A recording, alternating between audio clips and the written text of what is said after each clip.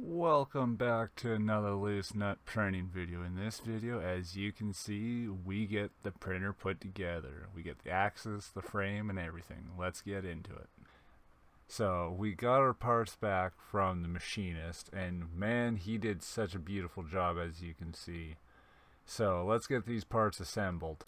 First thing we gotta do is take care of the cross brace. It's still using the square nuts as T-nuts to hold everything together. That was how this FL Sun cube was all held together, was using square nuts. So I'm going to be doing the smart thing and changing them over to T-nuts.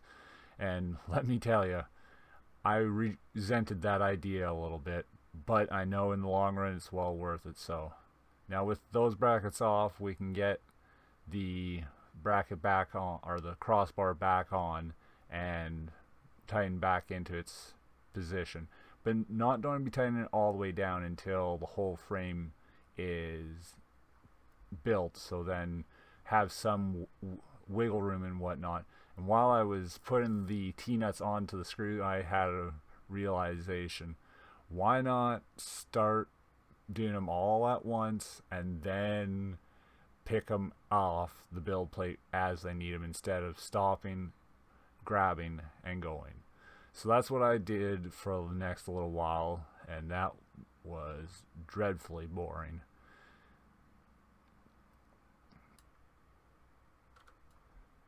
Now with that all done, we can start getting the frame put together. First thing off, going to get the corner brackets put on to the front side here, and I tried something that kind of didn't work out.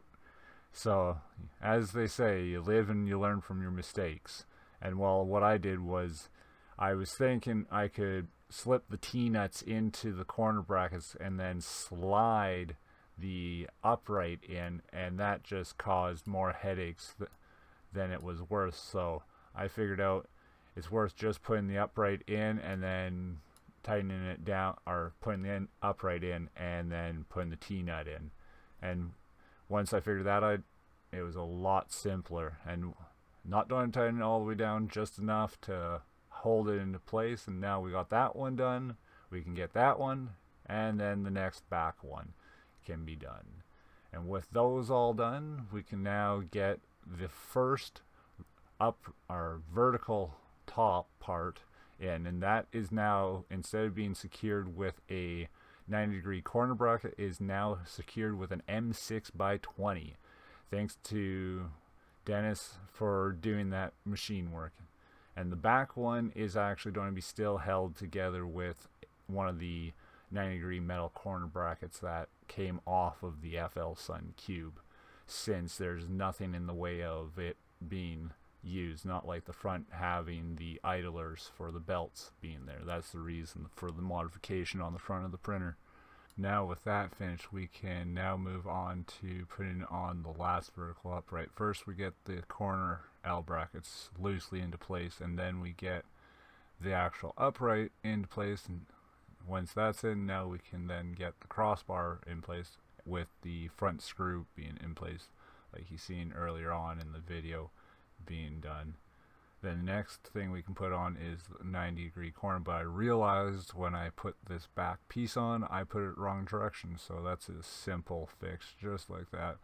Now with it fixed, we can simply slide on the 90-degree bracket back on there and tighten that side of the printer together.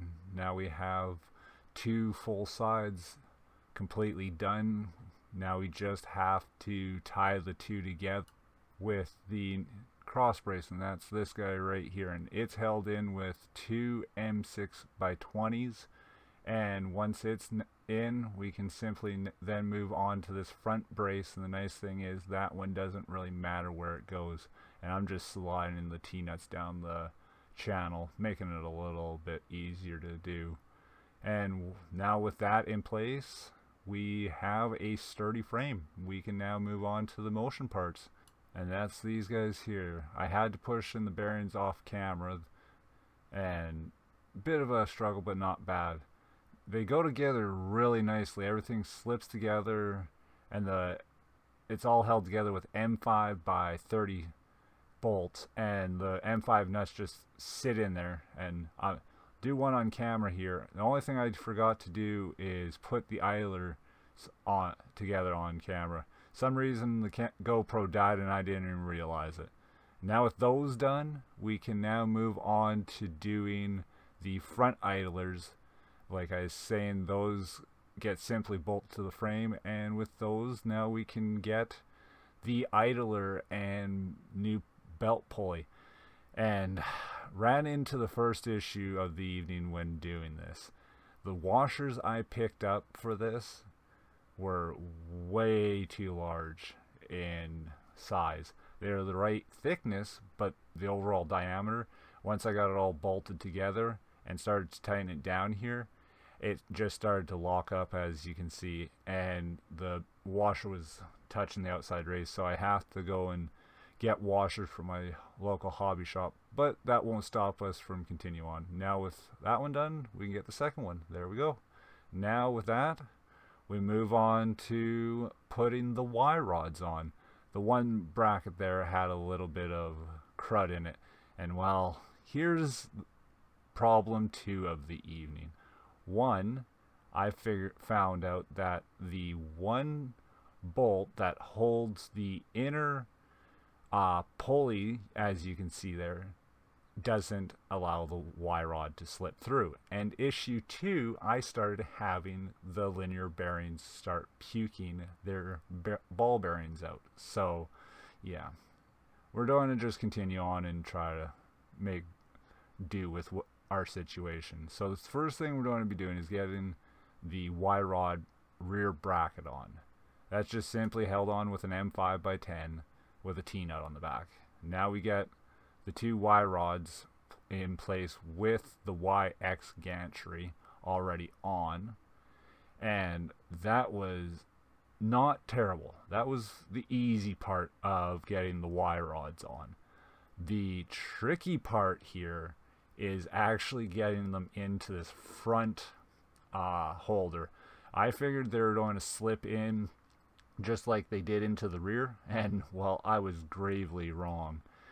It actually took some brute force to do, as you can see here. And well, brute force caused the camera to kind of wiggle jiggle, so have to give me a second here, and well, there we go. Now I got them into place, and unfortunately we had our first casualty. We'll see here is that bracket got split because the Y rod dropped, and for some reason, if you just notice, that